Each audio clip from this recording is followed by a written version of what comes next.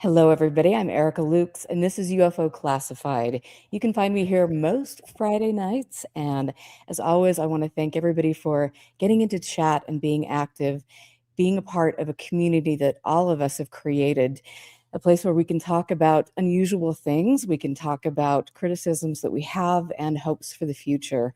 We have so many interesting areas of topic. I want to, first of all, just give a shout out to Amy Collins in chat. I think of you. We need to connect for sure. And I also know that I have some friends that are listening that aren't in chat. So, hey, Sam, nice to know that you're here. I want to welcome Jack Brewer, who is my research partner and man of the hour. Every hour, he is so much fun to work with. We have had a blast. And I can't believe, Jack, it's almost been 4 years. It has. This summer will be 4 years of Expanding Frontiers research. That's right. That is insane. Well, we've done some things. We've made a few people uncomfortable. And I kind of like it. It's good that I'm looking forward to more fun work with you. And then Smiles, who's been on my show before many times over the years, actually. Smiles Lewis is coming to us from Austin. And I was down there, gosh, back in the fall, I believe. And I was hoping to hook up with him, but I was kind of last minute. His schedule was super busy. But I did get to go down there and see the bats at the bridge. And honestly, that was one of the coolest things I have ever seen in my life. In fact, Smiles, have you been on the show since I went to see the bats? I don't think you have. No, I think it's been a while. And congratulations on the 4 years with Expanding Frontiers research. Thanks. We need more nonprofit organizations like y'all's, and I really appreciate and respect the work that y'all do. Thank you. And we respect the work that you do. And let's talk a little bit before. I just want to tell my little bat story. So I was down there and I was so mesmerized that I like stood by the river, and I'm looking up with my mouth open while the bats are just, pooping in my mouth probably. And the person that I was with is like, you might want to just kind of fall back a little bit because you got an issue there with the bat guano. It was quite, yeah, I don't know why I needed to share that, but it just makes me. No, when I tell people to go see the bats, that's always a recurring joke. And it's the largest urban bat colony in the world, I believe. And it's massive, and it's pretty awe-inspiring and interesting and amazing just as an ecological, wonder. But yeah, you really need to know where to be, where to not get pooped on. And the fact that it is over a body of water and with that many bats is really important to the ecosystem because most of that guano goes downstream and doesn't accumulate and create a real health hazard the way bat caves can, since it just sits there. Yeah. And it's obviously great for the mosquitoes and things around there. But it was such a beautiful, it really was one of the coolest things I've seen. I was just mesmerized, and to see that, and then before I went down, I started looking into the bats and that location and what they've done and how many people are out there to rescue the bats and to create a safe environment. And when it freezes, they're out there doing things that they need to do. And it's really, I'm like totally hooked now. So it's pretty amazing. So many people are like become birders and interested in the other flying creatures.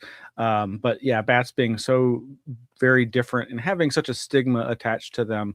And yet they are so fascinating. They're so much an important part of the ecosystem, keeping so many of those bloodsuckers at bay. And just down the road here in our neighborhood in South Austin, there's a little bridge over a little creek. It's got its own small bat population, and there's other big bat populations in caves across Texas, and it's just part of the mass migration of all these living things. It's just so amazing. I love it. So I'm officially a batter then instead of a birder, which I could say that in so many ways, but it's really cool. And so I want to talk. First of all, like Stephen, it's really, or Smiles. I'm so bad. It's nice to have you on because over the years, it's been fun to watch you and to understand how important your work is for the archiving community. and to see the different types of people you bring on your show, the news that you talk about, and really the significant contributions that you make with regard to this topic. And it's also fun to have friends like you who over the years, you know, we've come from a certain place, and then over the years, over the decades, our opinions change, we learn more, we revert sometimes. And I mean, it's just the whole thing is a fascinating process, and I'm really grateful for friends like you, honestly. Well, thank you, and I'm flattered. I know that we can all do so much, and we can all do so much more, and we're all struggling, you know, again in our various ways against the various systems of power, various systems of social influence, and our own biases and other people's biases, and yeah, it's funny when you say, you know, I certainly, like anybody, want to believe that I've grown and changed, but then there are times when I'm like, you know, some of the ideas that I expressed about where I was with UFOs in the 1990s have largely stayed the same.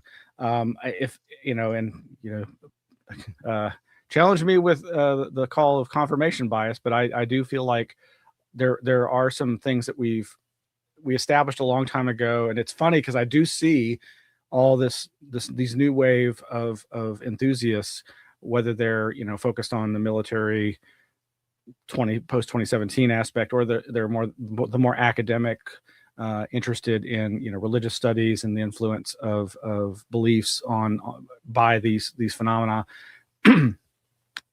there's I still see people like having these aha moments where I'm like, yeah, we and others said that 30 years ago. It's like, and it makes me happy to know that, oh, they're coming to that realization on their own. But yeah, there's ways in which my ideas have very much stayed the same, even though I certainly want to believe that I'm open-minded and can change my perspective. That's really interesting. You know, I just want to go back to the, you know, me being a nerdy little ghost hunter and thinking that, you know, flying dust particles are spirit beings. Orbs, yes. I know. Like, I don't know. I don't know. It's been, yeah. I think all of our journeys have been a trip. Let's put it that way. The one real ghost investigation I went on with some people I literally just met that night. It's been years since I've seen the footage, but we got some footage that night of quote unquote orbs that I was very much like, oh, this has got to be dust particles. But it was amazing the things these things were doing in an abandoned house and the way they were moving. And it's like, well, you know, obviously they're being influenced by microcurrents in the air that we're not even perceiving. It was so easy to ascribe intelligence to what we were witnessing, and the whole time I'm just like, I know this has got to be just dust. Similar experience with being on Bragg Road, the Ghost Road in East Texas, is a famous ghost light location. Yes. Ooh, and there's somewhere out there, I've said this before, somewhere out there is video footage of me communing with these lights. and I'm literally vacillating between its car lights, and then the next moment I'm like, I don't know. It seems like it's responding to my thoughts, you know. You know, what was that on? I think I've seen that footage. If you have, please let me know where, because I don't know that it's ever been made public. Okay. So Rob Riggs, the paranormal Bigfoot researcher, who was such a wonderful man and friend, and I wouldn't say exactly a mentor, but I definitely gained a lot of knowledge and respect from his elder experiences. But yeah, after he was publishing a local magazine called Natural Awakenings, and they sponsored the first ever Texas Ghost Lights conference with me as MC, and it was an Anomaly Archives event. And after that event, which was like, I guess this was like June, around my birthday of 2005, we went on an expedition out into East Texas, and that's where that event occurred. And it wasn't a real much of an investigation, but it was great being out there because we were with some of the speakers, which included Earthlights researcher Paul Devereaux, the Marfa Lights researcher Yeah. Oh James my gosh. Bunnell, Yep. Yep. James Yep. Bunnell, and Nick Redfern, Wow. and others, and it was fantastic and very interesting. But yeah, a great example of witnessing. Was it the phenomena? Was it the faux phenomena? Was it just car lights that were convincing us at times that they were something anomalous and significant, or was there something else? I'm still not sure. And like I say, I would love to see that footage because I bet I looked like a maniac. Maybe I'm just making things up, but I swear that just sounds so familiar. I mean, for a long time, that was a big area of research for me. I really liked studying that, and that to me sounds like a really fun time, being out there, the middle of nowhere with all the all these spook lights, alleged spook lights around, and with a cast of characters like that. That would have Yep, been a kick. I love it. And I it just have to was. say, Zach just made a comment in chat. And Zach, it's nice to see you. I know the show's been kind of off and on for a little while. I'm getting back to things. I've also been doing a lot of work with expandingfrontiersresearch.org. So Jack and I will do interviews there on our YouTube channel. And so we're kind of hitting both things now. So thanks for your comment. And thanks for missing the show. I appreciate you. But yeah, I mean, we got to do a show on ghost lights sometime. And I, do you know it? I Oh, think go it's ahead. fascinating, and I often point out to folks that Texas is a great example of, excuse me, if you want to ascribe a geophysical mechanism for that phenomena, like Earth lights and BOLs, ball of light phenomena, ghost lights, spook lights, all the different names that have existed for them in these recurring geographic locations. East Texas and West Texas both have this phenomenon, and both, of course, skeptics rightfully say, well, a huge percentage of these are absolutely misidentifications of car lights. But again, the phenomena, the reports of them predate cars. Native peoples had their own mythology about these lights before the white man came along and with vehicles and mechanized transportation. But here again, like East Texas is a swampy, moist, humid, very different geological environment than West Texas, which is dry desert environment. So it's like, if it is a geophysical phenomenon, then yeah, it seems to be so pervasive. It doesn't seem to be exclusive to one kind of environment or another. And I'm just seeing the comment from Amy Collins about, will UFOs reframing the debate ever be made as a talking book? Well, that would be awesome because, and of course, that's where I was able to first really engage with Jack Brewer and so many other amazing thinkers back in, what was that, 2015 or 17? I forget exactly. It was before the I think it big. was 15. I mean, Yeah, not I that I think had a so. part of it, but I'll just tell you guys. Seems like it was before the big UFO announcement. Yes, absolutely. But yeah, talking books are great. Yeah, that would be great. That was a really, really good book. And like Kurt Collins, and who were some of the other people that were Greg Bishop, featured? Miguel Romero. Of course, it was edited and produced and brought to the fore by Robbie Graham. May he rest in peace. And other young folks like Ryan Sprague and I'm forgetting the fellow, but some other great Lauren Cutts, of course, Yeah. and others. Yeah. Josh Cutchin, of course. Yeah. Part of it, I recall. Yeah. It's great Yeah, stuff. that was a great group of people. Even if some of you guys gave me a lot of flack over the alien mummy. Yeah, no, that that again, going back to the origins of our interactions, and we've all that's definitely what place where I have, as I've said before, express apology and regret at because I know that you, as so many women, unfortunately, are targeted for the simple fact that they happen to be a different gender than their attackers, and the kind of vitriol that was being slung at that time was completely out of hand and uncalled for. Well, thank you. And I know that, I mean, I'm really happy that I've, made I've fostered friendships with you and Kurt Collins, and we talk every blue moon, and I love Kurt. And so that was an interesting experience for me, because I know we've talked about this on past shows, but I was working, for MUFON. Of course, Steve Hudgens from MUFON headquarters kind of threw me under the bus there, because he didn't want to do the MUFON radio that week. And so he asked me to do it, and I'm just like, oh my Lord. And so, you get the scoop from Jaime. I tried to reach out to other people and get information. And it was just really interesting I was trying to be as like, okay, this is what he's presenting. Here we've got trying to get the other people's side. And it was just like, then all of a sudden the gates broke loose, and it's very interesting. And as we know, Jaime is always involved in some sort of carnival, Barker kind of thing. It's crazy.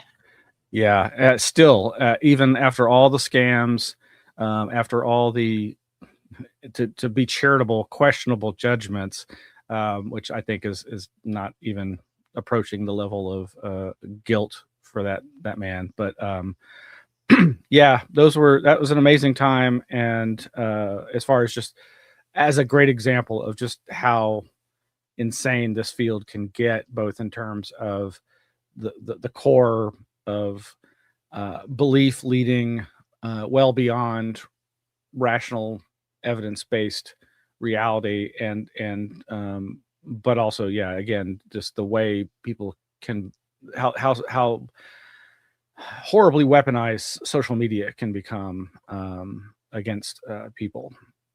Yeah, it was definitely an eye-opening experience for me, and I was getting, at that time, not only with that, I was getting the kind of the MUFON, some of the stuff from MUFON and certain people, and it was just like, wow, this is a good time waiting to happen. But it, it taught me a lot, and it, it is sad to see, like you mentioned, that there are still people, the same people that are gaining more and more prominence.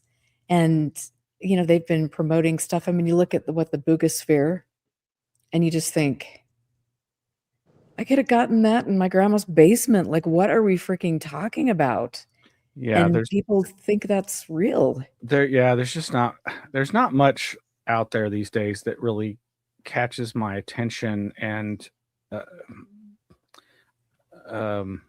stills my disbelief these days. I mean, I'm like anybody, I would love to see some really fantastic UFO footage, and sometimes I see stuff, and there have been plenty of times where I get caught up in it, and I'm like, oh wow, this is really amazing. And then all somebody has to do is be like, think about it, think of what you're seeing from this perspective, and then suddenly I'm like, oh, I see, there's a very prosaic explanation for this. And I can be very susceptible to my own desire to witness something anomalous, but more often than not, and causes me to just not even look at so much of the junk that's out there, because so often it just turns out to be exactly that, junk. Just what is the Arrow for all their problems calls, it's, I guess it's aerial junk, or I think junk was somehow part of one of the phrases that they were using to describe the 80% haystack of the cases that they're analyzing.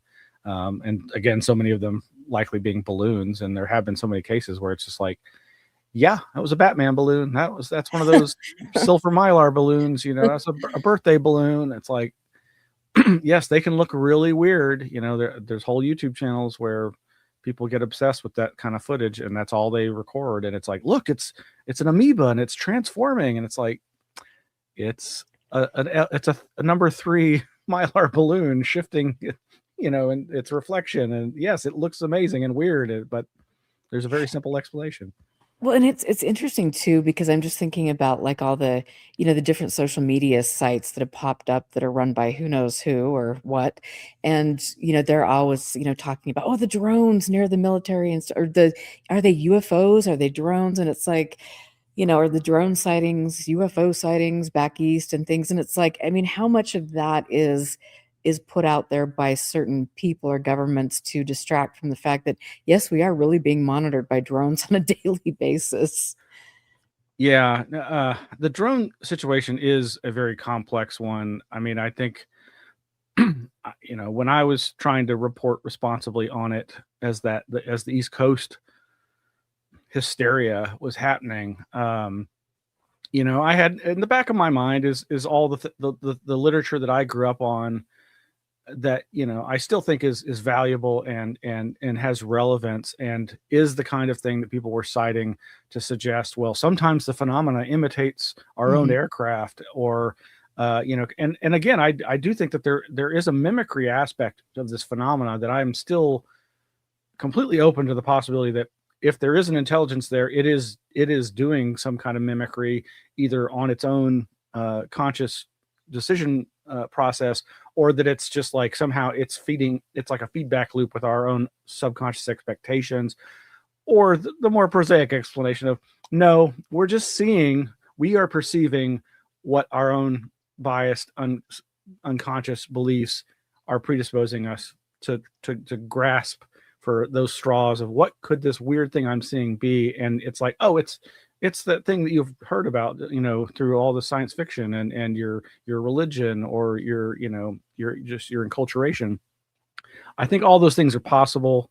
But yeah, I definitely was seeing tons of this, you know, oh, they're not drones, they're the phenomena imitating drones. And certainly it fits right into this whole idea that's obviously quite valid to a point of, oh, UFOs are a great cover story for the military, for their most experimental aircraft. You know, that the whole thing that gets trotted out again and again, that's largely been debunked in my mind, but this whole idea about, oh, a whole large portion of Project Blue Book unknowns were actually sightings of the U-2 spy plane, but they had to identify it as an unknown because they couldn't reveal what it actually was. To me, like, it's like, I bet the percentage of those sightings was really tiny. And again, it gets to this, like, well, that's not even that anomalous. Like, somebody sees something moving, you know, a speck of light way up there, and it's moving, you know, it's not zigzagging, it's not doing something, you know, something with a human pilot couldn't do. It's just traversing, you know, at a high altitude very, very fast, or faster than we know of something could do at that time. That's so, to me, uninteresting and different than truly anomalous, to invoke Mr. Elizondo's observables, you know, just something, you know, there's so many of these cases where I'm just like, why are you even excited about this quote unquote UFO? It's not doing anything that even makes me that excited. But the drone thing, just still, I feel like that was a really great example of a modern UFO flap, in so much as you really had a bunch of untrained observers, just that your average people, misidentifying every little thing, because most people just really don't pay attention. They don't recognize Venus.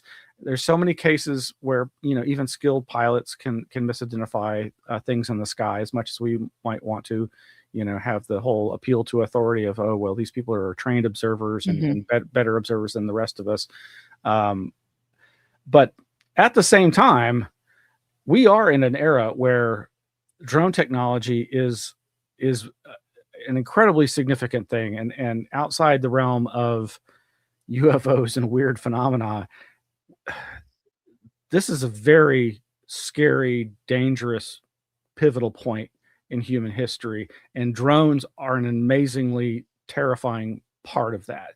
And, you know, there have been tons of science fiction writers who have of course, you know, extrapolated the things that could happen and will happen, if they haven't already happened, in terms of them being used as they are being used in Ukraine as war machines, that really shift the balance of power away from, like, oh, we spent, you know, $2 billion on this fleet of F-16s, and what good are they compared to, you know, these home DIY do-it-yourself drones that can be manufactured, you know, fairly quickly and inexpensively, and have much more dramatic effects. Right. But at the same time, there are some, like, again, I don't mean to poo-poo the drone sightings that have occurred over the military bases. Those are the ones that I definitely am more interested in just from a personal parapolitical perspective, but also from a UFO phenomena perspective. Not so much because I think that that has anything to do with the quote unquote true UFO phenomena, but because, as has always been the case in our modern era of dealing with the subject of UFOs, the military has its own agenda, and it always strikes me as everything you hear about these subjects likely has been run through the ringer of press release propaganda by the military, both in terms of making it seem better or worse than it actually was for whatever agenda suits them at any given time. Oh, we're being inundated by these drones and we need more money to fight them. Well, that's probably true, even as I'm personally the kind of person that's like, the military has way too much of our money as it Right. is, Oh, yeah. and again, I should have said this at the beginning. The ideas expressed by this guy here tonight do not necessarily represent those of the nonprofit Anomaly Archives or its board of directors, but I do really, I see in everything so many potential Machiavellian influences.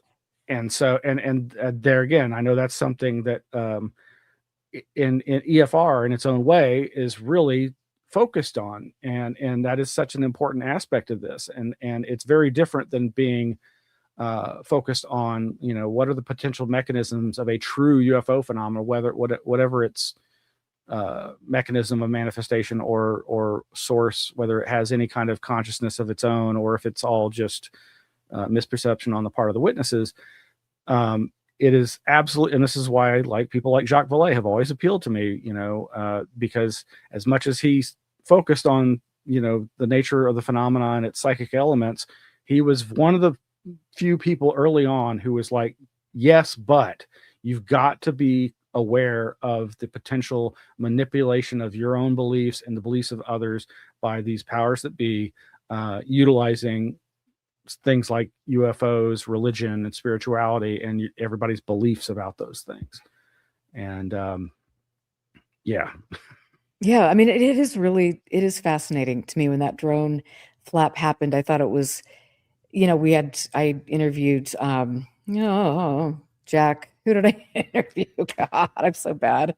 West. What? Nick West. Oh, thank you. Sometimes this is okay. Grandma can't remember who I interviewed. Yeah, anyway, that's okay. That's why I'm taking ginkgo biloba, but for the old memory. But yeah, I mean, it was interesting because you've got the believers and you've got the skeptics, and like Jack and I always talk about, there's room for something in between, because you're saying that all these drone sightings were just, oh, they're airplanes, and I don't think all of them were airplanes. I think some of them probably were drones, and there was probably an element of somebody somewhere doing some testing. Especially now that we've seen all of the new allocations for drone companies that we're paying billions of dollars for with our government and different things. It's quite interesting. And then, like a part of it too, I have to think, is this like a way that the government is priming us to not pay attention to what we're seeing above us and not really asking questions about the surveillance that we're. And yeah, the surveillance aspect of the drones and just surveillance technology in general, that has been the bane of my existence for a long time.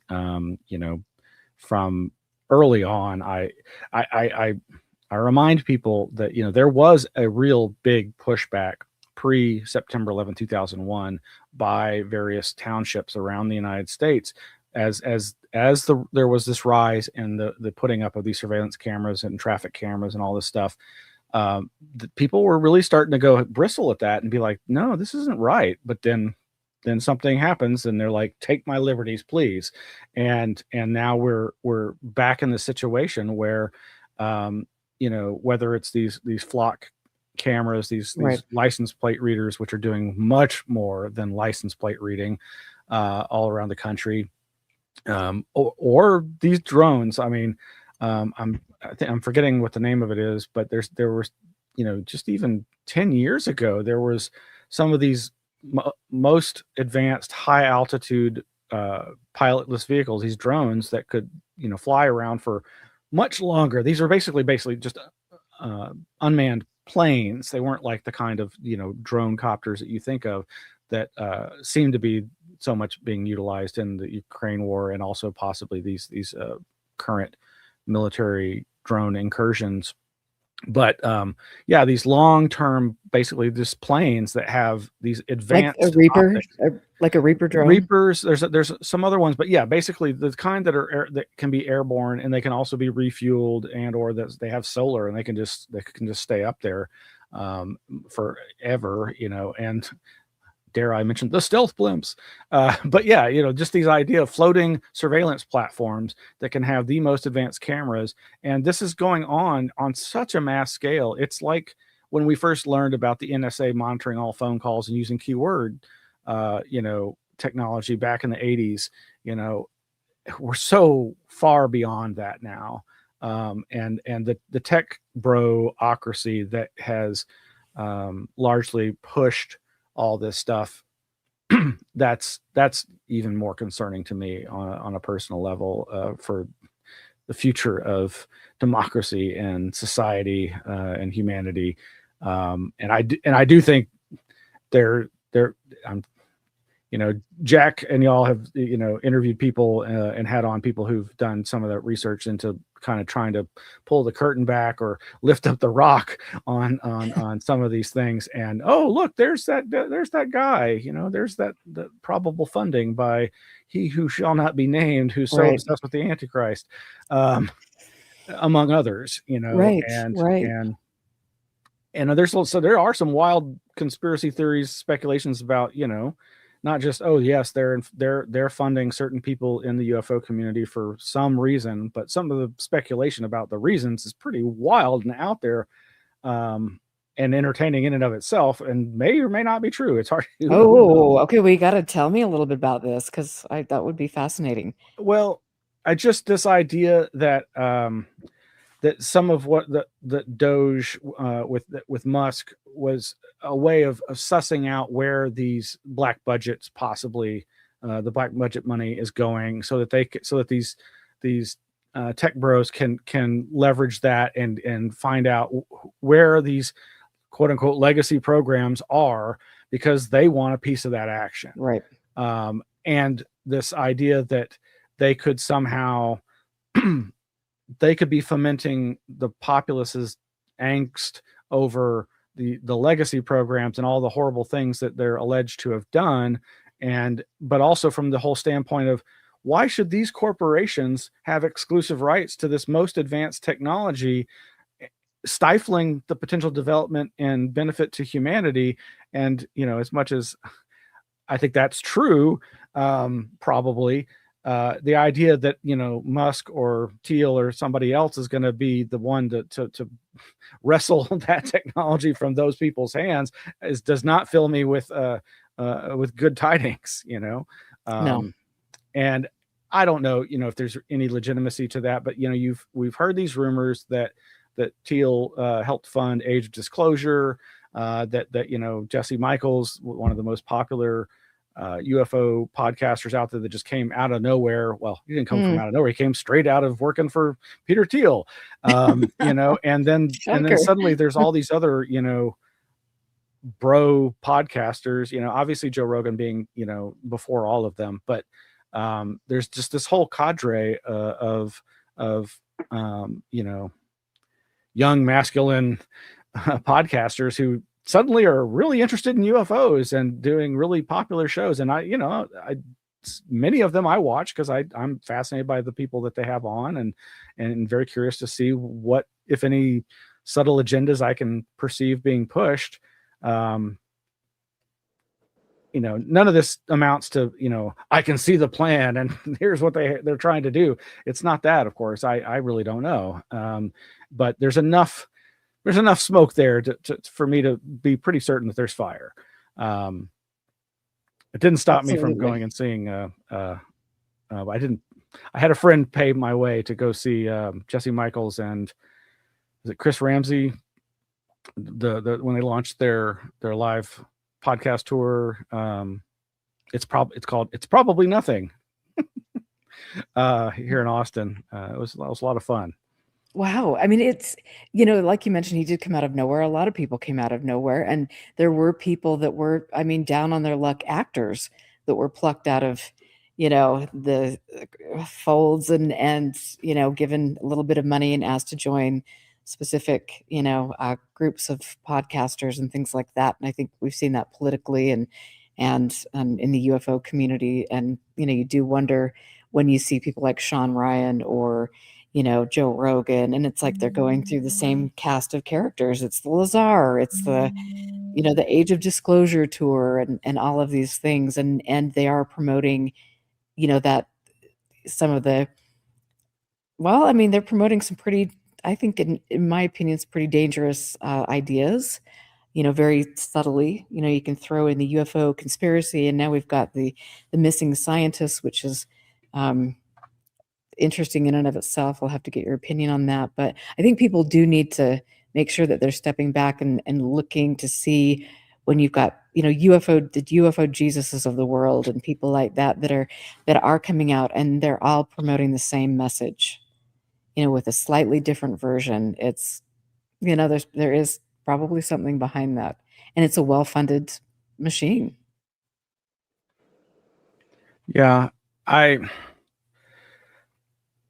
still, I've always struggled with, and this is something I know Greg Bishop has said a lot, like there's still there's the circus element, the freak show, sideshow circus element to ufology, that as much as, we might deride it and rightfully so, it's still part, it has holds a warm place in my heart, because that's how I came, into it, was, going to these UFO conferences that hardly happen at all the way they used to. I mean, Contact in the Desert, having never been, I sense is still kind of a little bit like that, except that it's that next level of just like, it's such a big moneyed production, compared to, say, like now the longest running UFO conference in North America, the Ozarks UFO conference that's in Eureka Springs, Arkansas, that's changed hands several times, and now it's run by,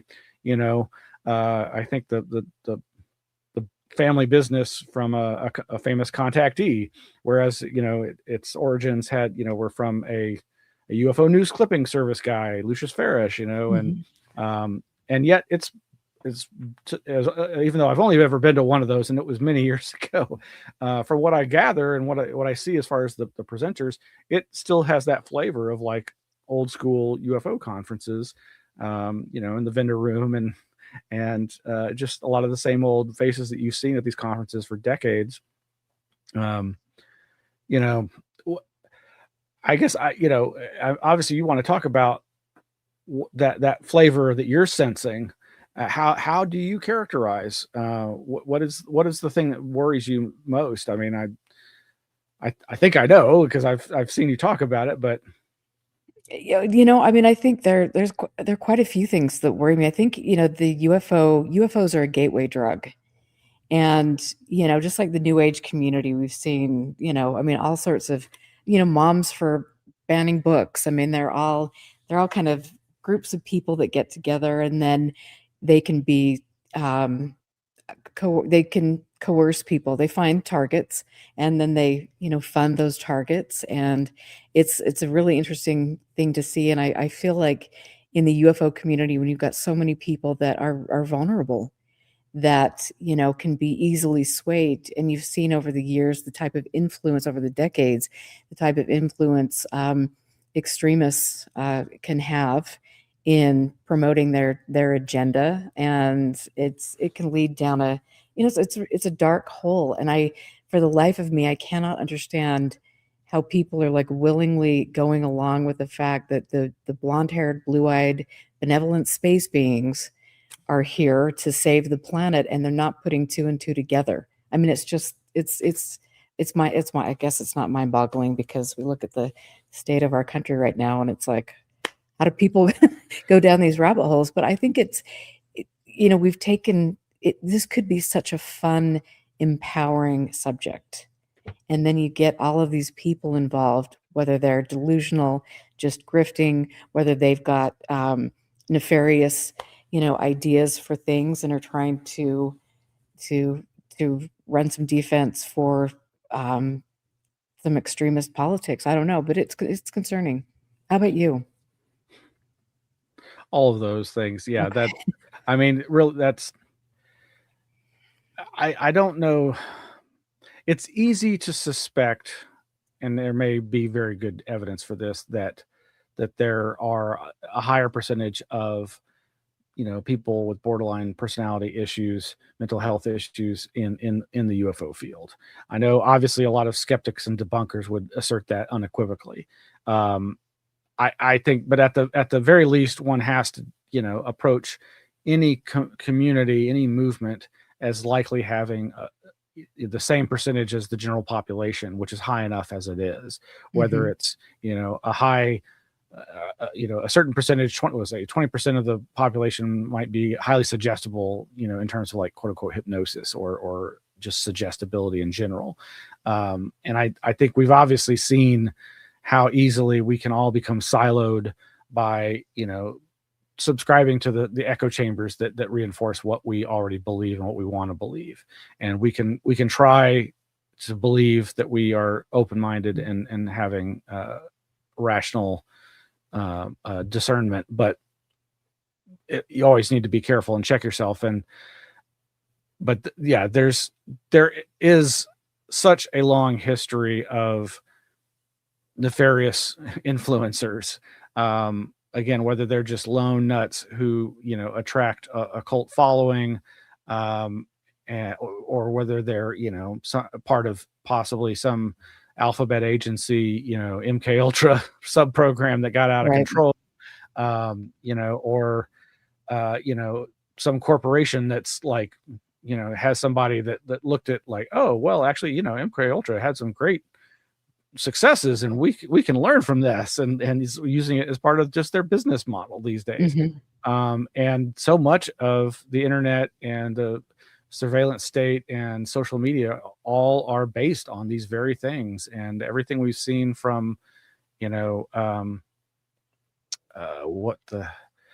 was the during the height of the Russiagate conspiracy presidential politics stuff. I'm forgetting the name of the company that was Cambridge Analytica. Thank you. Yeah.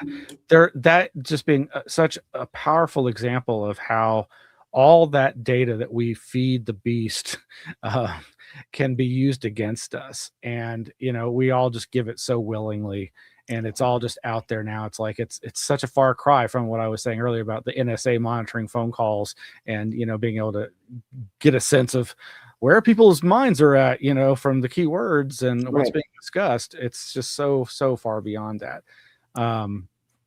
But yeah, I have no doubt that there are just countless examples of where various belief systems, UFOs being a really good one, of course, why we're all here to talk about, but that those get manipulated for any number of ends that are as simple as just they're just part and parcel to the espionage, counterintelligence, counterterrorism process, to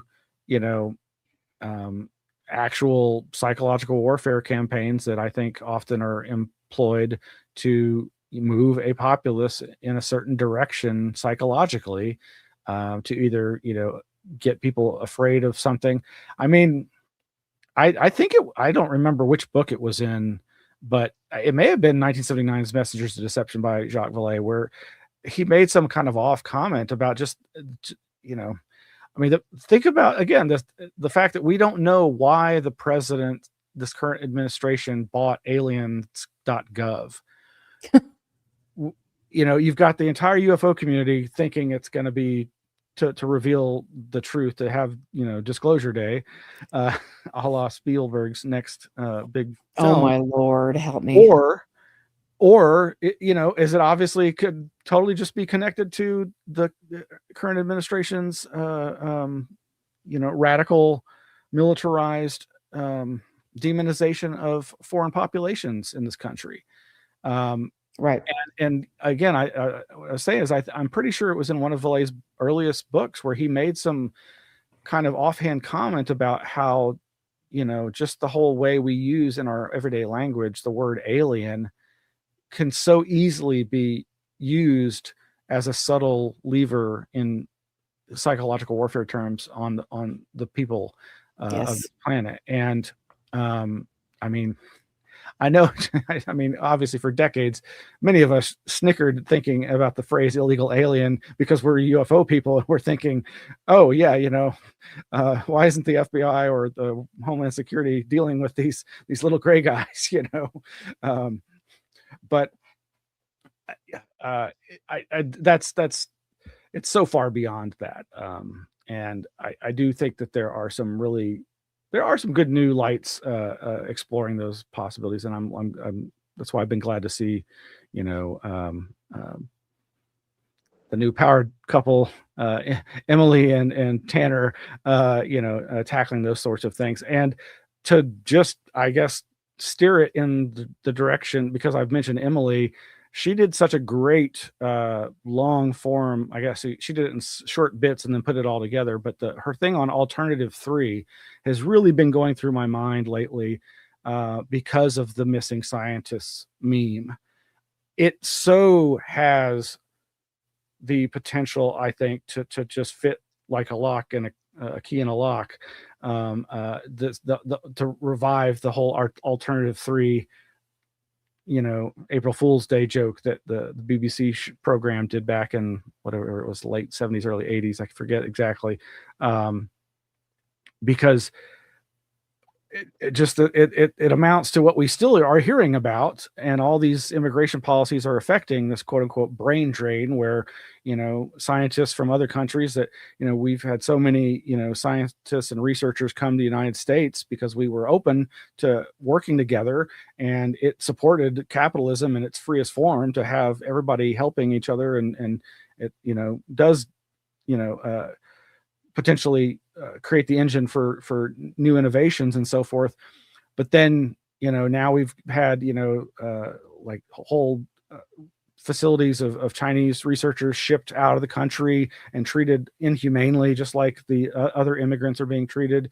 And there's this quote unquote brain drain, which the first time I ever heard that phrase was in reference to from the actual film Alternative 3, where there were these missing scientists that were disappearing and or being murdered, but some of them were just disappearing entirely. And so they're just, and I know that's a very simple, gross comparison, but considering how many people, and I saw someone mentioning David Wilcock's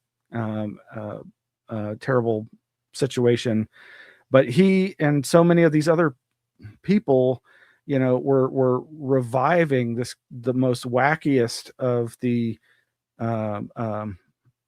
secret space program kind of conspiracies, where I have no doubt there are secret space programs that's verifiable in some ways, but on a much more limited basis than the grandiose versions. Right. But it just we have had our whole raft of people who are like, oh yeah, we have time travel and we've got bases on the moon and Mars, and all these speculative ideas that read like science fiction, and some of it goes back to, I think, Alternative 3. But I think the missing scientist thing, like right now, is so being played up that way.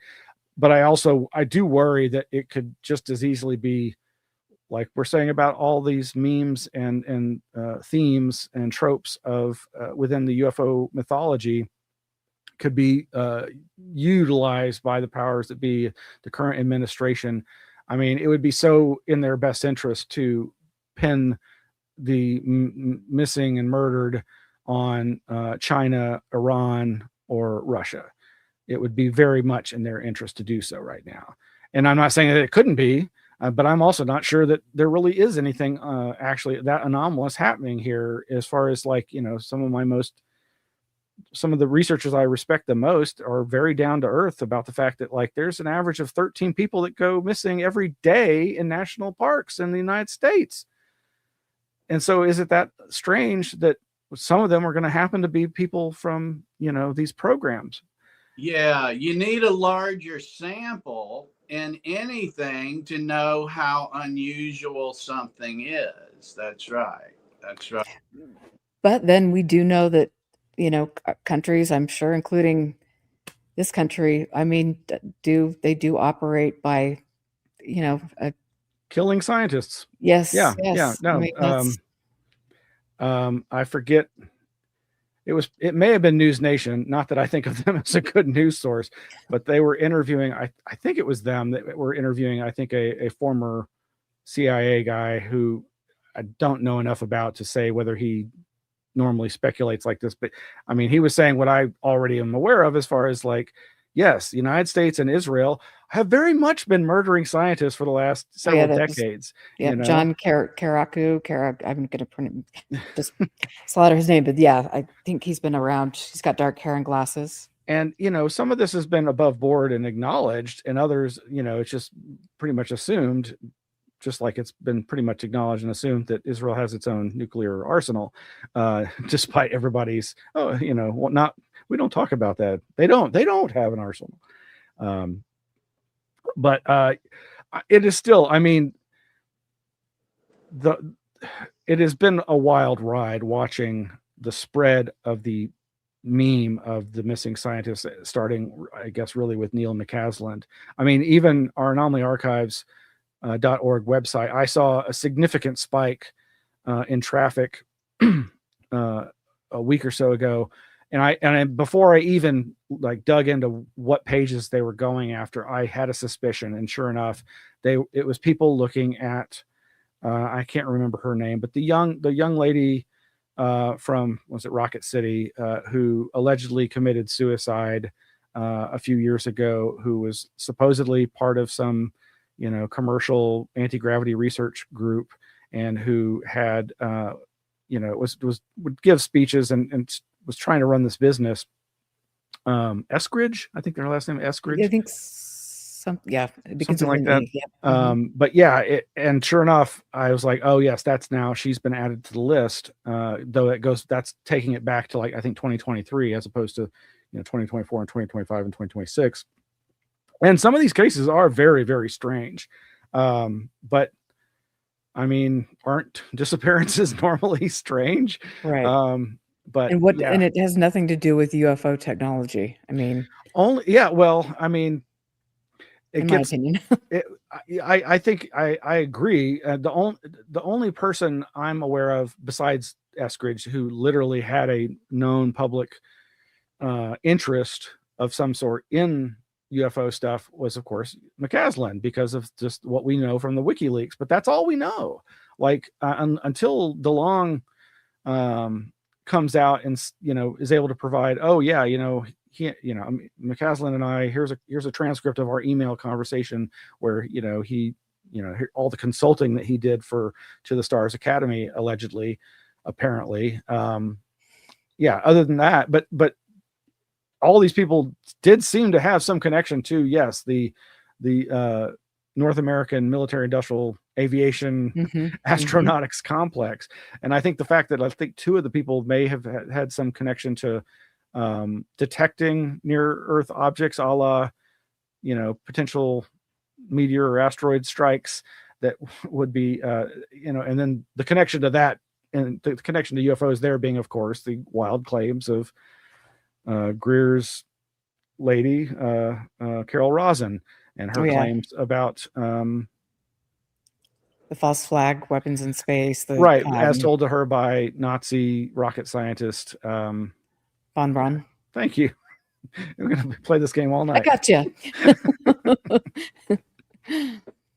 I think that's an important part of what you said earlier, Smile. Erica expanded some on it too, that the filter that the military intelligence community has on the information we give always factors, and it's inseparable from these stories that we're discussing and considering, that the information is given to us by them, it's framed by them, it's analyzed by them, and then we try to make our own analysis in so many of the cases. And even when we go back to the writings of John Keel and Valet, that would be boots on the ground and they'd get the stories themselves from the witness, they'd frequently run into, here's the intervention of the spooks. Here comes the spooks trying to fill, all the way, all the way back to Kenneth Arnold. There were shenanigans going on in Spokane, Washington, and it's just inseparable. If we're trying to take information from a book or a report or the internet and try to sort it out, it's the sources are the military intelligence community in the first place, pretty typically. Yeah, a lot of it is. Yeah, again, and even in Valet's 1979 Messengers of Deception, that's Colonel Murphy or Major Murphy or whatever the nom de plume, the pseudonym was, that was pushing him to, look at these things from a different angle than you're looking at them, which I think in this case, I think it was positive, because I think it did give him the kind of parapolitical lens that I think can be helpful to view this stuff through. I do really think it's important. I don't like to advocate for, encouraging people to be paranoid, but I think there is a survival value to a certain level of paranoia. Just don't let it overtake you like so many do. And it's so easy. It's so easy. And whether it's natural or synthetic in terms of the kinds of fomenting of mental health issues with various people, we need a better infrastructure for our own community in that regard too. But yeah, at the very least we need to help, and I think y'all are doing this, and I hope that I'm doing this with my own efforts to inoculate people to just immediately believing everything, right? And trying to, we live in a world now where I swear every time I get a phone call or an email, you have to be on guard. Yes. And I hate that. I loathe living in fear like that. But, I think we are, as a species, going to have to find a natural balance that doesn't decimate our nervous system through anxiety, to be more discerning. And there's just so many instances now where something, you could click on or answer the phone and say something, or get photographed doing something that then gets turned into something else. It's really crazy. But yeah, the military influence on this, and intelligence community influence on this, just cannot be overstated enough. And that's right. Or, or contra, like you look at Cambridge Analytica, as you've mentioned, and just how much, and, some of that started here in Utah with one of the companies here that was working with Facebook and mining the data and doing the personality testing and things. And it's like, it's so easy to do now. And we're just so, we just go along with it, because now it's become part of part of us, getting online and sharing photos and giving personal details out and joining this group. And it's just, it's a whole new, I don't think any of us were prepared for this. And I think that our leaders, bless them all, on any side you look at it, they did not do a good job of protecting us and making sure that there were safeguards in place, so you didn't have these tech oligarchs running wild and harming society for their own gain. We need a tech version of, I guess, home ec now, Yeah. that can better prepare people for these terrors. What fresh horror did we wake up to today? Another aspect of it, I think, like some of the people that you all have been discussing, those of us in the UFO arena or the paranormal fringe arena, we come at things a certain way and we have certain knowledge about Peter Thiel, Eric Weinstein, names like that, where people that are in the financial industry or historians or just people that generally read the newspaper and follow politics would have a much different perspective of who they are and what they do, and might even be surprised to find out about their dabbling in opinions on UFOs or funding projects or just pontificating on Twitter about the UFO phenomenon, like Eric Weinstein has been known to do, for instance. Ugh. And that's not new. While social media is, we can go like all the way back to the mid 20th century, and what people in the UFO community might know of Roscoe Hillenkoetter is not what historians or CIA experts would describe him as. And so it's just a completely different perspective. And there's always different reasons. Sometimes something's done on purpose, sometimes it's not. It depends on the specific situation. But I think that some of these people found the UFO topic a good sheep dipping tool, for lack of a better term, or cleansing tool to, I think Hillenkoetter would have had a much different legacy with like green lighting Project Bluebird and what led to Artichoke and MK Ultra if he hadn't become a more mild mannered persona about giving a nod and a thumbs up to UFO research. And I mean, that's just another thing that is throughout these tales, is people that have significant aspects, responsibilities, things they're known for in society, wade into the UFO phenomena and become known to UFO fans as pretty cool UFO investigators and funders and truth seekers who historians would look at completely differently. You follow what I'm saying? Yeah, and I the one example is popping in my head.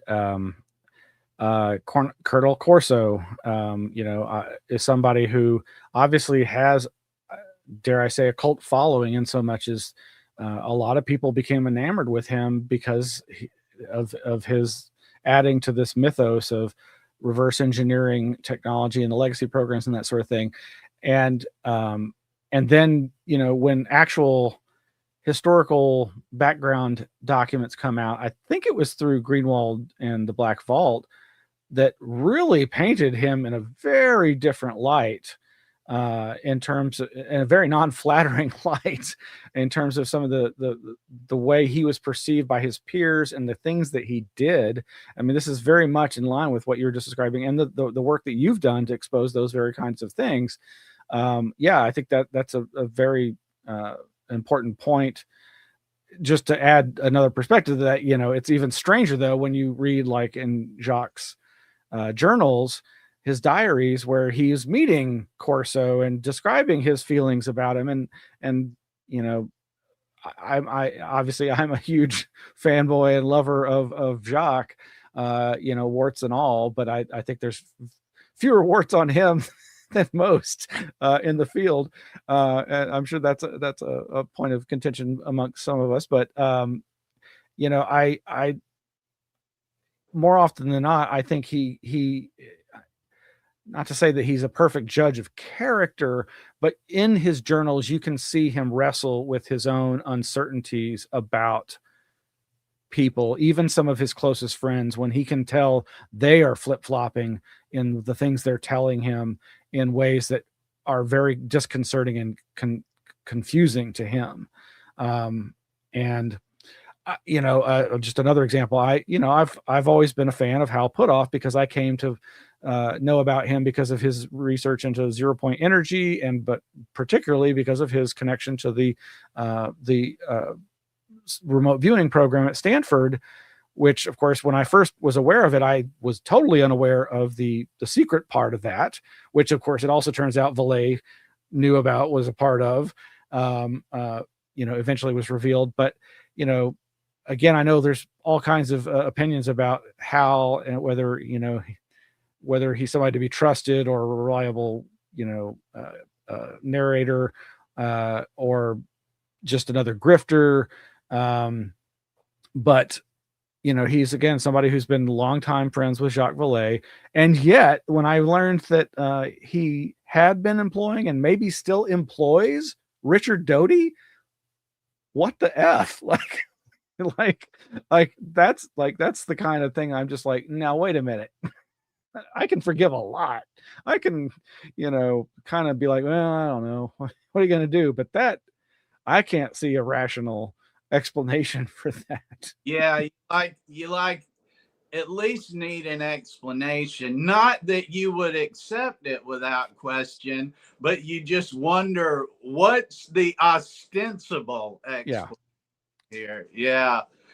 Along those lines too of what people might take issue with, when you were talking earlier about those of us that contributed to reframing the debate, I was thinking how many of the researchers and authors, Josh Cutchin, Red Pill Junkie, Greg Bishop, you, me, we very well might adamantly disagree on any number of issues. We might agree on some others. I think the key is that can be navigated if we can identify what's the difference between an opinion and a fact. Like, if we can identify what the established facts are, and then we might disagree about what they indicate. Yeah. I can navigate that as compared to someone that is prone to want the pedestal and the stage and the podium, and then wants to act offended. They may not be accepted without question, Yep. No, that was you're immediately reminding me of, is it Gersten, or what was the other UFO lawyer? Sheehan. No, yeah, he definitely qualifies. That's not, there's a particular one. There's this infamous conference moment where Robbie Graham, the editor of UFOs Reframing the Debate, had been just given his presentation, and this, God, I cannot remember his name, but he's one of these UFO lawyer guys who gets up to ask a question and just takes over the scene. Shocker. And just proceeds to just be really make an ass of himself, in my opinion, and just the balls and rudeness of it is just you really think really highly of yourself, don't you? Arrogant. Arrogant, yes. Yeah. Oh, I wonder who that is. Dang. He's really well known, though I think he's near as active. He's certainly not as active as Danny Sheehan is these days. That's for sure. Oh Lord. My gosh. They're having their heyday, aren't they?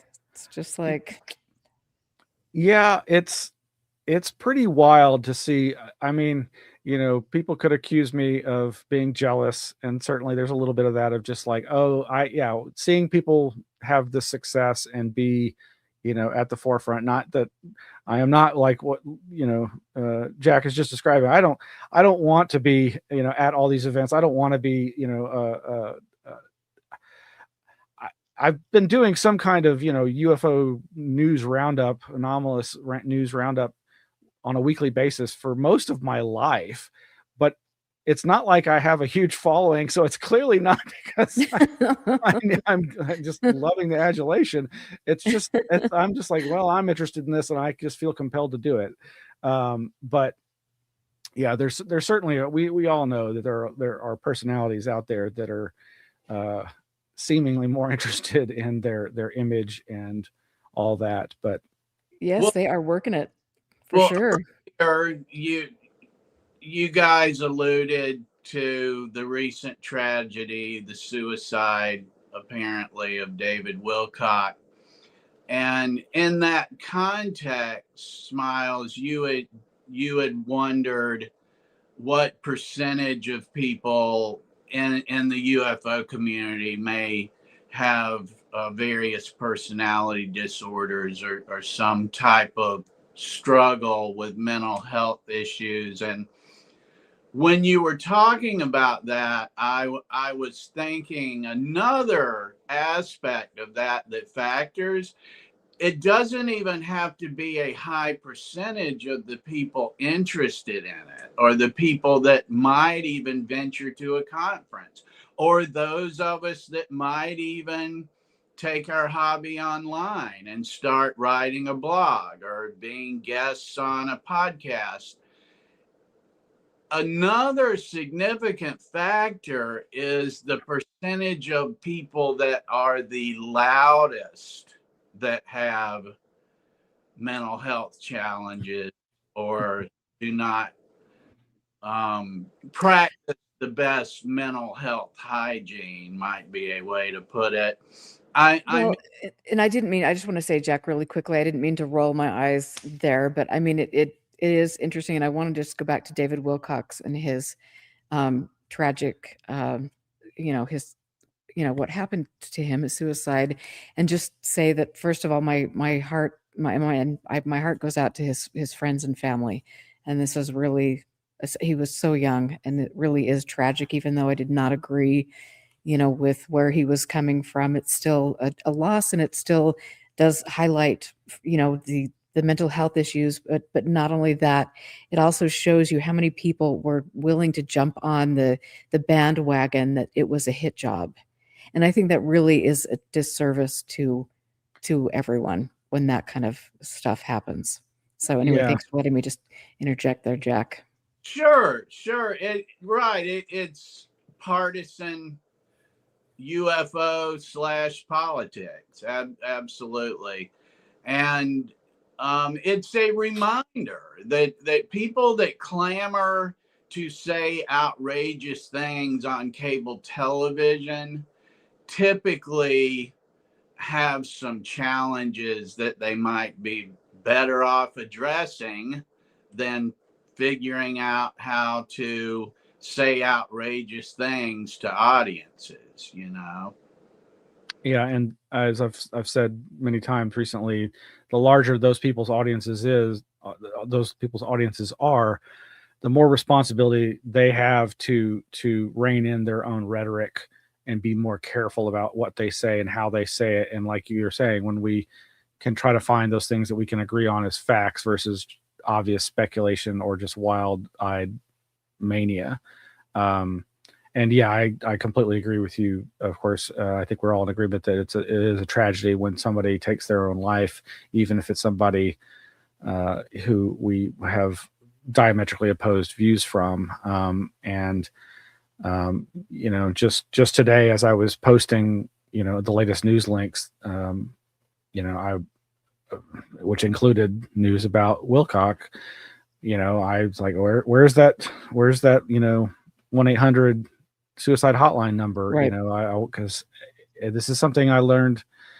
I mean, researching like the copycat effect through the efforts of people like the world's leading cryptozoologist Lauren Coleman, who also was a caseworker in the civic arena for, before there were these school shootings, there were suicide clusters, and there still are, but like these things morph and change, and it is just there's this social contagion aspect, and the bigger the megaphone you have, the more your own personal mania can be amplified and influence those in your audience who are highly susceptible to that. And but yeah, I do feel for the family and friends of Wilcock, and anybody that feels so compelled to take such terrible drastic action as that. And there are others that have done that in our community that I felt a lot more kinship with, and people don't know the stories, the full stories. I don't know, but I've heard enough in some cases that, and it's horrifying just how terribly mental health problems can affect other people besides just the person with that mental health problem. And I'm thinking of somebody very specific, and I don't want to talk about that. But but yeah, I've never followed David Wilcock. I just, from what little I was aware of what he was espousing, I was just like, this person is not worth my time. But you only have so much spoiled milk you need to drink. No, we're already soaking in so much terribleness. But at the same time, I do think it behooves us to kind of keep our fingers on the pulse, so to speak, of what are people consuming, what toxic material are others consuming, because it could have an effect on us. Right. And there's this fairly new blog. It's a Substack I've started following. It several people have suggested it's clearly AI generated, but some of it's pretty good. It seems to have grown out of the 3i Atlas stuff, and seems to be was focused on that, but then it redirected its energy towards the missing scientist dialogue or trope or whatever. But in one of their essays that I've actually found fairly interesting was all about Lou Elizondo. And one of the bits in this long article really got to something that has always been a pet concern of mine because of my being a survivor of a mass shooting, because of the rise of mass shootings in this country and in our whole planetary civilization, and because of my understanding of the copycat effect and the potential use of those kinds of principles by various intelligence agencies. And not that I have any direct evidence that this has been done, but one of the things they suggested in this article about Lou Elizondo was, we've all heard, and I know that y'all have reported, or at least I know Erica's reported on these, and you were attacked by them yourself, these social media gang stalking kind of situations, these troll armies, and how I think fairly easily people can be pushed to commit. They can be, if a target is identified with certain types of mental health issues, and somebody's observing their triggers, they can trigger that person to commit a mass shooting, or to as we said, and others are speculating about David Wilcock, this idea of him being suicided or driven to suicide by these outside forces. And while by what I'm saying, I am suggesting that is a possibility. I'm not saying I know that that's a possibility in his case, but I do really feel like there's other names for it. What is it? Stochastic terrorism, or this idea of dog whistles and things like that, where public figures or people working behind the scenes can say or do things in the ear of the right person and trigger them to self-harm or to harm others. Right. And that terrifies me, because as much as if anybody studies the kinds of covert operations and assassinations and the kinds of coups and the kinds of psychological warfare campaigns that have been done by various governments of the world, our own included, it's hard not to think that could happen in some of these instances. Again, I am not suggesting that with David Wilcock. Have no idea. I haven't even really dug into what has been reported, except just in the most vague way.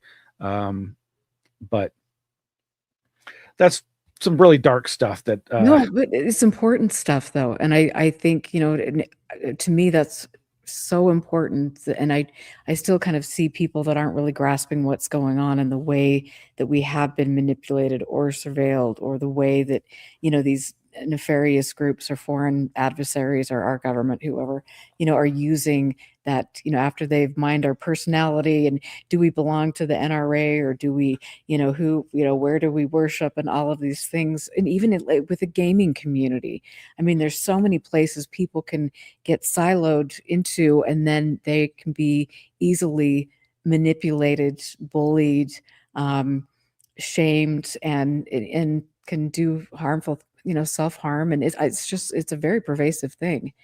And, recently there was the big news story that, made the rounds about what was happening with that group of people all over the global network that were drugging and harming their wives and their spouses, and putting that online. And it's we got to pay attention to it, because it's not a fantasy. This is something that's happening. And, I think part of that is why we are in such a bad situation in our country, because we didn't realize the things that were taking place. Yeah, I've one of my, I was raised by a single mother whose father was a sex researcher, and from a very early age, I have grown up with this idea that, so many of the ills of humanity have to deal with the repression of our own biological natures and our unwillingness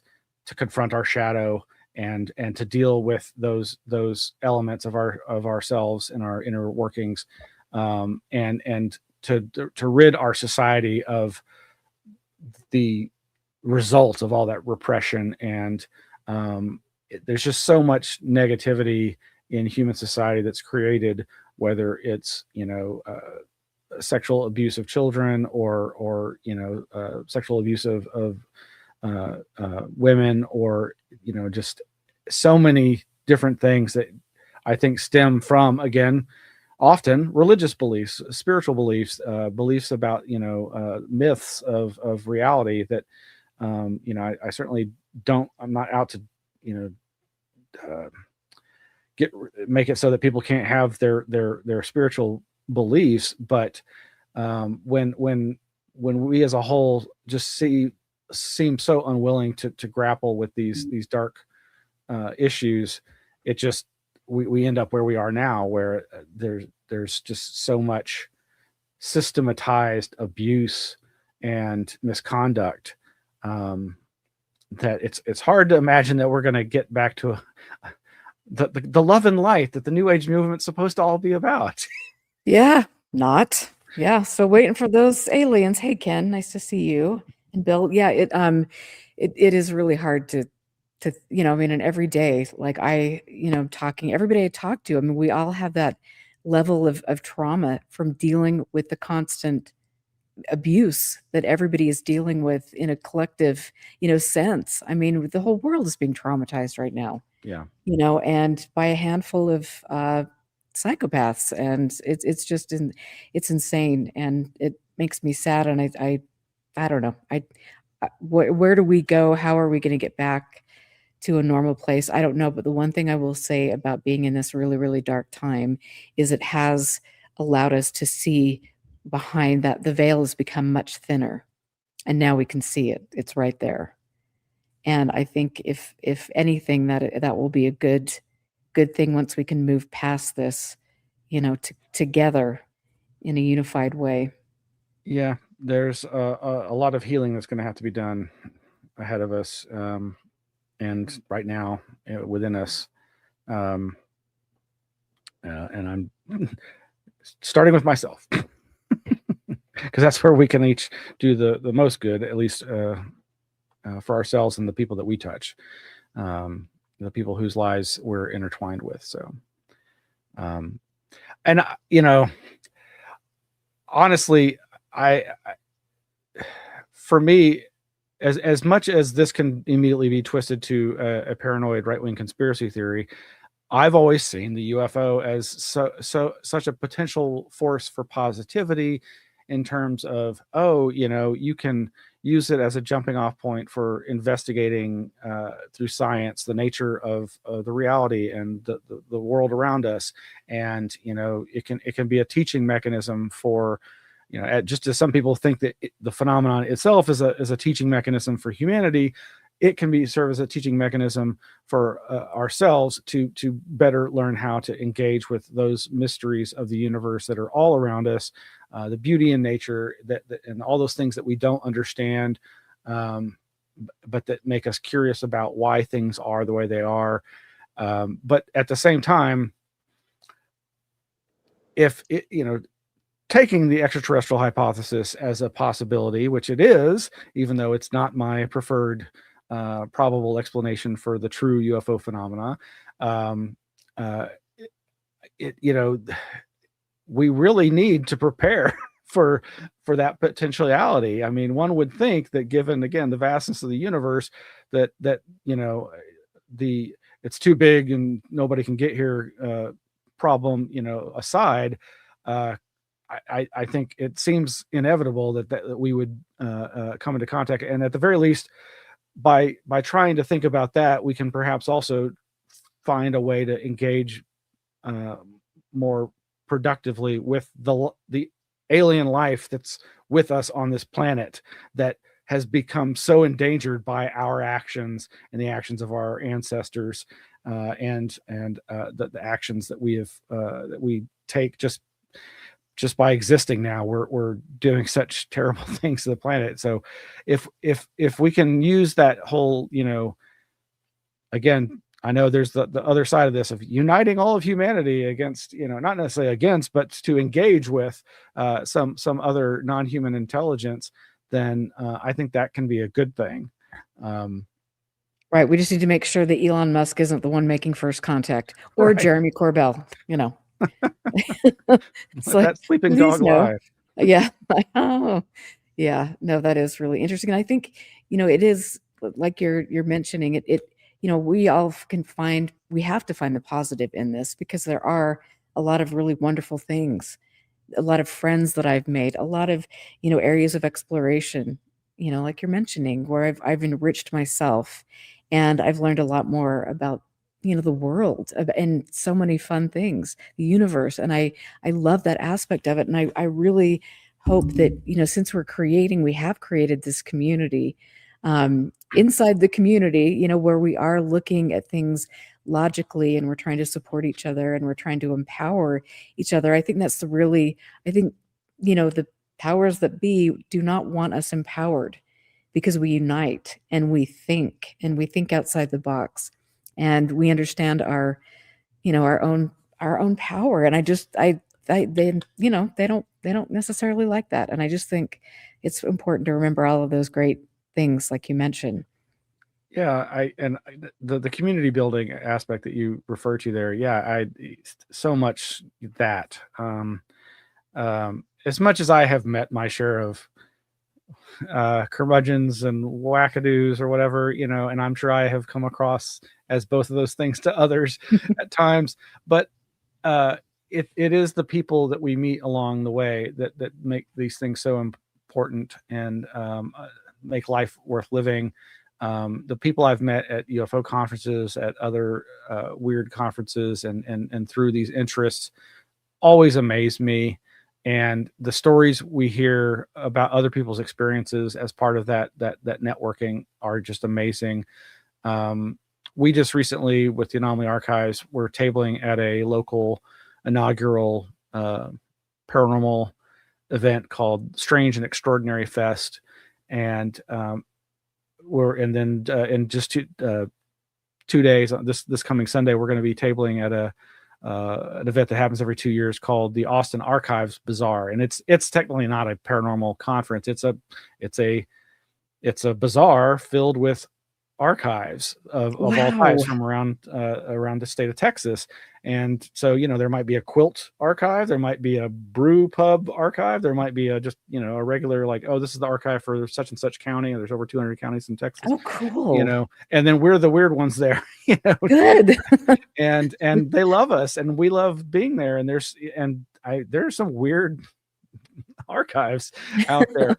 But one of the things that some of our board members created this outreach campaign where we've created these, I don't think I have any within hand's reach, but these stickers that each sticker, we have all these little boxes, and each sticker is like, I saw a UFO, I saw an angel, I saw a demon, I saw nothing, I don't know what I saw, I experienced sleep paralysis, I like gemstones, or it's all these different kinds of things that different phenomena that you come across when you study all things anomalous.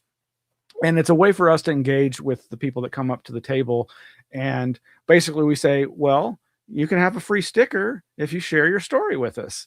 And so we get to hear these amazing stories. And I'd say it's really rare when I'm like, this person's totally BSing us. Like, I mean, and they could all be BS. They could all just be like spinning a yarn right there on the spot. I don't know. I'm not trying to investigate it. I'm just trying to engage with them, give them a reason to come up to us and to learn about what we do.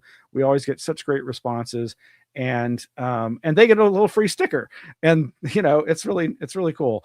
But so, just as a random aside, so I didn't really give you a good sampling of all the different types of things, but we've got, I saw a ghost, or I had a near-death experience, or I've experienced the Mandela effect, or that sort of thing.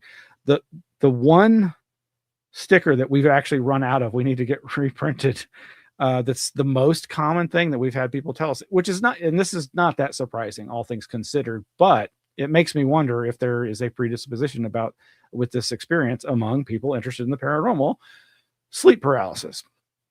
We've run out of those stickers, and they'll reach for it because we've got the box with the last one stuck to the bottom of the box, and they're like, oh, there's no more. And I'm like, that's when I have to tell them, well, feel free to tell us your experience. And I'll tell you, as much as I've had my own experiences with this, and I've heard, the standard experiences, there is a wide variety of weird sleep paralysis experiences that people have that go beyond anything I thought I knew about sleep paralysis. I don't really have any examples at hand.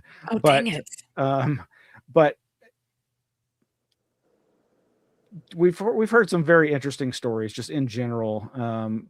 And again, that's just, I think so much of this is about, it's all, I mean, in the absence of evidence, physical evidence, what we have are the anecdotal stories. So much of the UFO phenomena is about these anecdotal stories. And this is something I said as far back as 1995, speaking, one of the few times I've spoken at a conference. I was like, it's all about the storytelling aspect, the telling of the stories of the sacred and the profane, and I'm not trying to minimize them by saying that they're that's all they are. But I mean, I think at the end of the day, to use that tired phrase, that's so much of what this is really about. And but it's about that interaction with the other person, Mm-hmm. that moment of having that connection with them, where you're listening, that they've had something very strange happen, and you're there for them to hear it. Whether or not you believe it, that's a whole other potential line of discussion. And when you think about things like, Jacques Vallee's idea of, like, I think it was his idea of the hilltop theory of UFO reports. And like, just to use the abduction stuff as an example of like, well, abductees are going to self-select, which researcher they're going to give their story to by virtue of the kinds of stories that researcher has made public. And if they, like Bud Hopkins and others did, they were doing the same thing. They're weeding out they're not accepting any stories that don't fit their preconceived ideas about this. And to the point where abductees were complaining to Jacques Vallée about, such and such abduction researcher is misrepresenting my experience and only telling the public about the parts that fit their biased perspective. But going back to what I was trying to say is this idea of like, the stranger the experience, the less likely it's going to get told to anybody, and I, whether or not those high strangeness stories have any importance or value, I think that's a really important thing to keep in mind, that, yeah, we're likely not hearing the most bizarre aspects of this phenomenon, because there, as much as there has been a lifting of the ridicule curtain to a large degree because of I do think that is one of the positive aspects of the post 2017 era we're in. It's always going to be there to some degree, and the weirder the experience, the less likely somebody's going to be to tell you about it, or they're only going to limit it to like their priest, or something. Right. And in an existential kind of way, who's to say sleep paralysis is not significant? Like, I'm a advocate of mental health services. I'm an advocate of professional treatment for trauma. And as you were discussing earlier, Smiles, I think a big part of it, if not the whole shooting match, is our subjective experience, our responses to things, childhood, how our personality got layered, how we became who we are, and what we experience during a sleep paralysis event as an adult, a nightmare we experience, what we perceive when we look in the dark, is really significant to me in an existential get to know who I am kind of way, I agree. And I think there's a lot of potential interesting.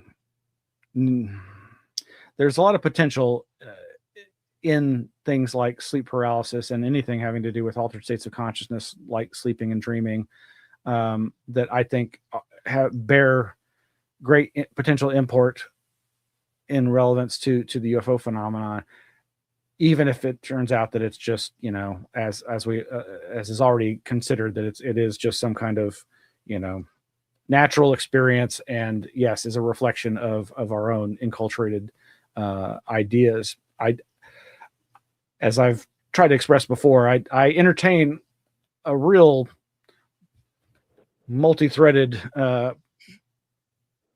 theory kind of situation with all these things, and I see a lot of potentials, especially because of the stuff I've researched in terms of parapsychology and anomalous cognition, and ideas like Rupert Sheldrake's ideas of morphic resonance and morphogenetic fields, and the idea of the universe being energy and information, and that possibly having a relevance for how we access quote unquote information that through telepathy or anomalous cognition, ESP, etc., remote viewing. But yeah, like in my own limited, the few times I've had sleep paralysis, the reason I had it in this one instance was so obvious. It was just the classic, like, oh, you get woken up, you become a little conscious, you go back to sleep, you're setting your body up for that opportunity for that to happen. And in the case of this, for me, I'd had to get up early to take a friend who was in town, who is an anthropologist who shares all these same interests as me, to take him to the airport so that he could fly home after he'd been visiting me and some of my local UFO friends. And I came home and I was just like, okay, I just immediately went right back into bed and proceeded to have this, sudden realization that, like, oh, I'm in my bed, I must be asleep, but I feel conscious and awake. And I've had experiences with lucid dreaming, but I couldn't move. And there was all this commotion in the room, and there were these glowing beings of light, just like having a party, in the room. And like, it was again, I could psychoanalyze it and deconstruct it in terms of just being, oh, well, I was trying to sleep and I was being thwarted by whatever I was perceiving as being like, loud, obnoxious neighbors or roommates or housemates, which I did have some, but they weren't usually glowing and they didn't usually invade my bedroom. Well, it's comforting. Yeah. So, I mean, was it a positive feeling or was it frightening? It was not frightening. It was, for me, I was versed enough in the phenomena to recognize, okay, this is happening. There's only been a few instances in my life where I felt that twinge of fear while experiencing something that had shades of being quote unquote paranormal or mysterious. But yeah, I just felt like, okay, well, yeah, it's never fun not being able to move, being paralyzed, and feeling like there's people in your room. That's just a setup for fear.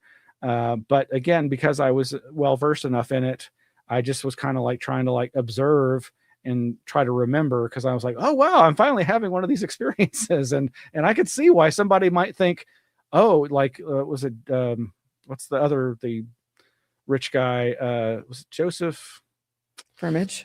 Thank you, Joe Firmage. Yeah, who had basically a bedroom visitation type experience of like that. I think he took as a more spiritual thing, but he also kind of transformed it in his mind to a UFO thing, or it certainly was leveraged into his interest quite deeply. But then he had deep pockets back then, money to waste.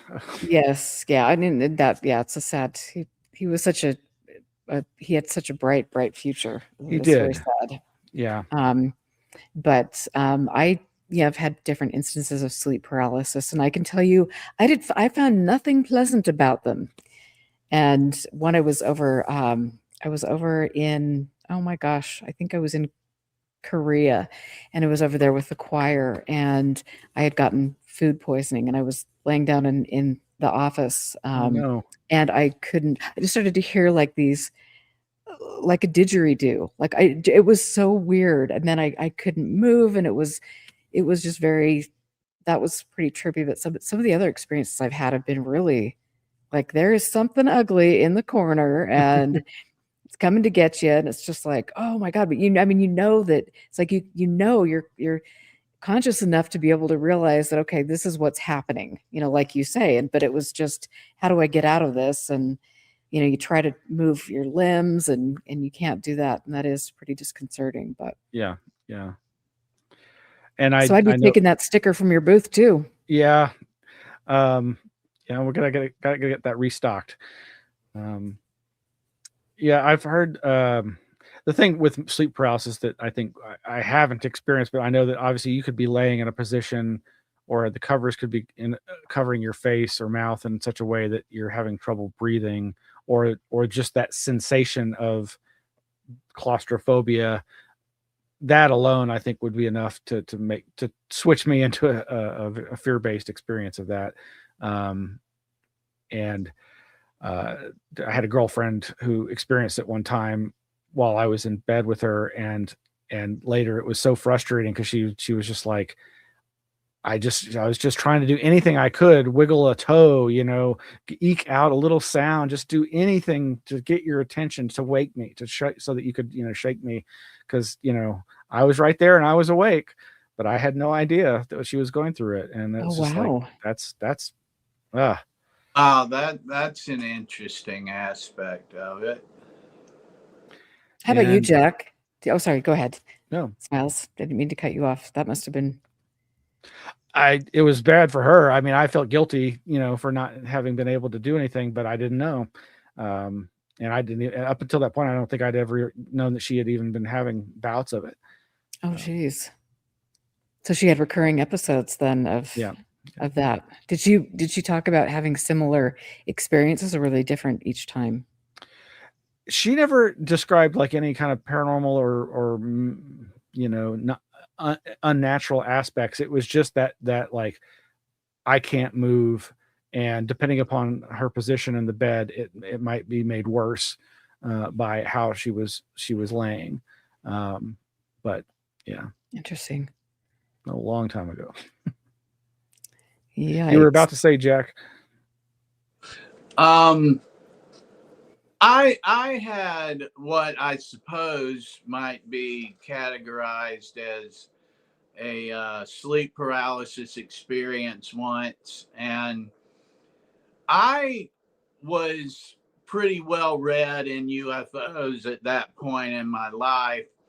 So, like you described, Smiles, my memory of it is that I was like, "Oh, I know what this is. I think I've got an idea here what's going on."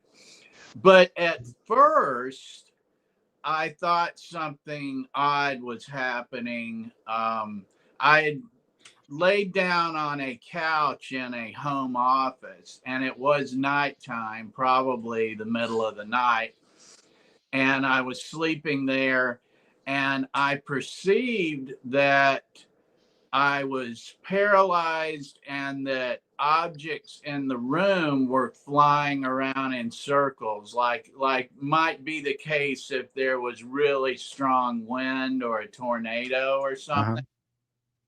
But I associated that with alien abduction in my mind. And so, like, my first thought was like, wow, it's happening. It's really gonna happen. Like, I'm about to get beamed up or something. And then that it's happening flipped to, you're not like paralyzed by the aliens. This is sleep paralysis. But that's just my memory. I don't know. But were you bummed? Pardon? Were you bummed? I was a little disappointed that like something like to gain my composure and see everything sitting in its place in the room. Yeah, it was mildly disappointing if you thought you were about to meet, a gray or something. But, I tell this story about one time when I saw a bird flying across a parking lot, and the bottom, its breast was illuminated, and it looked like a disc flying rapidly across the sky at, high altitude, hundreds of miles an hour. But I noticed at the last instant it was a bird. And I tell that story and I laugh and I say, if I spent more time looking at pictures of birds than I did UFOs, I'd have thought it was a bird. And I think that applies to what may have been that sleep paralysis experience too, is why didn't I think it was a weather event or an earthquake or I don't know what, but I think that says more about me than the nature of the event. And we are in control of and responsible for where we direct our attention, what we feed into our brains, what we read, who we talk to, what we listen to. And I think it makes a lot more difference than we typically like to think about as we go through our lives on a day-to-day basis, Yeah, no, absolutely. Yeah. The hallucination that is our everyday perception is absolutely tainted beyond what we give credit for by all these other things that are floating around in our head and what we've taken in. I think there's lots of research on that, and I certainly have had just lots of personal experiences where it's, I mean, it is really, it comes down to that cliche of, you know, if you've got a hammer, everything looks like a nail. Like if you've taken in a certain type of, you know, if you watch certain types of movies, read certain types of books, or watch certain types of news channels, you're going to see it through the lens of those media that you've taken in. And I'd like to add too that my somewhat dry demeanor on that and subjectivity is not to suggest that the world and the universe is not fascinating, because obviously it is. And it's fascinating in itself that we don't know what it is. That, you know, there's a lot going on here with this planet orbiting around a star that's orbiting around a galaxy that's flying through space, that we're kind of like the poker player at the table that doesn't know who the mark is, you know, like we clearly don't know what's going on, and that in itself means much more research required, you know. Yeah, I think that's the mark of true gnosis, is to know that you know nothing.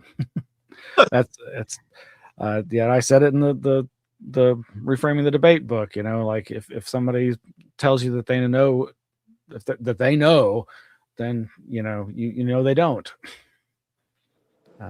Yep, I just have to thought of, just because I have to throw this in there, I have no idea why, but on one of my trips out to Skinwalker Ranch, I remember I came back and I was so exhausted, and I had a dream about John and Victoria Alexander. And I was walking into this cathedral, and they were in their red robes, and I just like, oh my Lord, okay, talk about consuming too much material. It was so funny. Funny and disturbing all at once. Yeah, yeah. They've certainly been some interesting characters.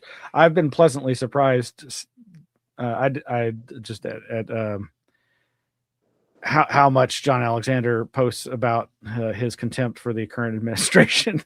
I'm like, oh well, you know, whatever Yeah, that's I might have thought interesting. about him for years, you know, in the past. Like, I'm like, oh, there's that.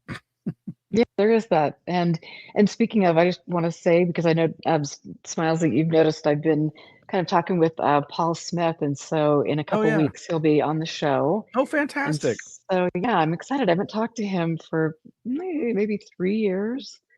And so Paul Smith, I will get the date out to everybody, and he is very well known in the remote viewing world, so that should be an interesting interview Yeah, about. it's because of him that I actually got to meet Hal Puthoff the one time I did, and Paul has always just been such a nice and gracious friend, and wish I had that chance to spend more time with him, and was so disappointed that he moved away. But you know, now y'all got him up there in Utah, so you know. Yes, we do. He's down in, I think, St. George or Cedar City, somewhere down there. But he is a very nice man. I've always had great conversations with him, so I'm looking forward to that. But Smiles, okay, so tell us like where people can find you, what you're up to next. You do a weekly show, and you're keeping everybody updated on things, but give us the deets.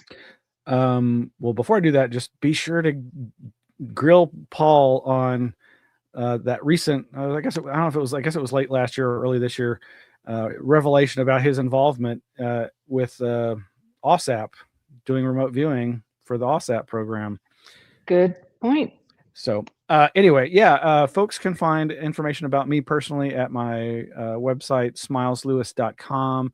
It's not really an active blog or anything like that, but I occasionally post stuff there, but it's more personal than ufological, though occasionally I'll be posting a link to the show and this interview. And but my main efforts over the years have been the 501c3 nonprofit Anomaly Archives, that you can find out more about at anomalyarchives.org. This is the nonprofit that we founded in 2003 to preserve all types of anomalous materials, whether they be,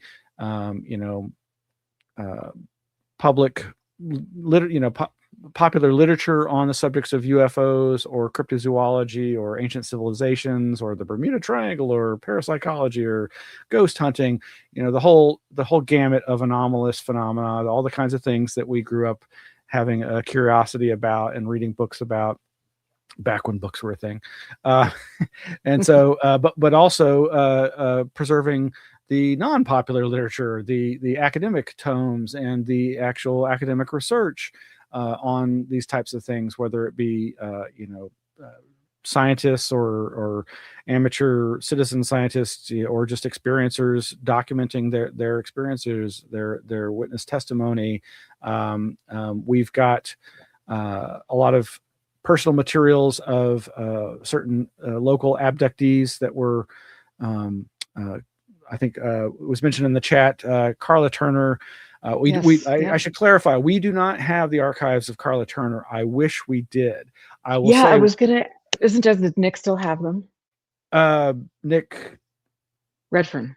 That I wasn't aware of either. I don't know about that. But he had, when I visited him, he had some of her things. Well, I'm gonna have to see about that. But yeah, we have some rare materials of her, and there was a local abductee. There were a few different local abductees here in Austin, Texas, or nearby in Central Texas, that she had researched and she wrote about in her various books. But one of those abductees was also considered themselves to be a psychic trance medium, and had just volumes of diary entries about their experiences. And I've got audio cassette correspondence between her and Carla Turner, and stuff like that. And so there's a couple different abductees that we have that kind of material for. And so, it's books, it's paper files, it's digital files, over 7,000 books, thousands of periodicals. We unfortunately, for the last several years, have not had a physical home. From 2003 to 2020, 2021, we had a physical location in like 3 different locations in Austin, not simultaneously, but unfortunately, ever since the pandemic, we've been unable to afford rent in Austin, Texas. The joke, yes, the hardest anomaly to find is affordable rent in Austin, Texas. But yeah, folks can find out about us at anomalyarchives.org. Of course, we have a Patreon, of course, where folks can support us financially. But if they don't want to do that, there's, of course, we accept old-fashioned checks and PayPal and all that stuff. Yeah, feeding the PayPal mafia. Oh, sorry. Oh, I know. But what do you do? It's like, yeah, I know exactly. It's like me needing to not have an Amazon Prime membership, but but I mean, I love what you do, and it's so much fun talking to you. Every time I talk to you, I just feel like I'm learning a new part about you, and you kind of you revive my interest in getting back to some of the fun aspects of this topic. I'm glad to hear or that. my personal exploration. Thank you. I'm always worried that I go too dark, but like we said, those are important warnings that folks who are getting into this field need to know about, so that they can have a better experience of looking into these subjects. But yeah, the Anomaly Archives does a monthly online lecture series. When we can, we do in-person events, and I host a weekly, though I missed this week's episode. I do a weekly news media roundup for the nonprofit called Anomaly NOW, and that's been running for the last 6 years or so. And not high production values, but just this crazy guy ranting about strange stuff that passes through my news feed. So I like it. That's cool. I'm like I said, I'm so glad I've gotten to know you. And it really, like, between you and Jack and some of the other people that we've mentioned, Nick, and there's really some wonderful people that I've met that have definitely, like you, enriched my life. You and Jack. So thanks. Through these dark times, we've got each other, and we can, get information out. So like you say, people that are coming into this topic don't go down rabbit holes and think that we're really going to get UFO disclosure from Representative Luna. You know, Yep. Don Jr. But Yeah, can't wait for my presidential UFO meme coin. Yeah. oh Lord, well that's going to be one for the memory books or not. But oh my gosh, it's so much fun to talk with you, and thank you for spending your Friday evening with me It was and a pleasure. Jack. It was a Yeah, pleasure. thanks, Great you to talk to you all guys. both, Jack and Erica. Thank you so much. Yes, stay Thank you. safe. Have a wonderful weekend. Thanks, you Thank you. guys. Yeah. And I just want to bye. And so Jack, have a wonderful evening. Thanks so much, Smiles. That was really fun.